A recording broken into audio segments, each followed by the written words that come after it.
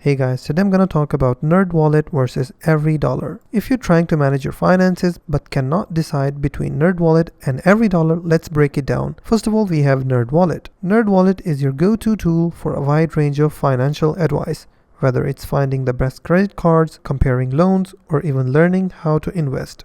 NerdWallet acts like a personal finance encyclopedia. Plus, it's free to use. Its strength lies in its customized recommendations and easy-to-use calculators.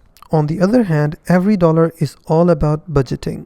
It's built on the zero-based budgeting method, popularized by Dave Ramsey. EveryDollar lets you track your spending, plan monthly budgets, and stay on top of every dollar you earn. There's a free version, but if you want features like bank syncing, you'll need the premium version. So if you want all-around financial guidance, go with the NerdWallet. But if your focus is tight budgeting and tracking your cash flow, EveryDollar is your winner. So let me know in the comments below, which one do you prefer? If you find this video helpful, please hit the like button and also don't forget to subscribe.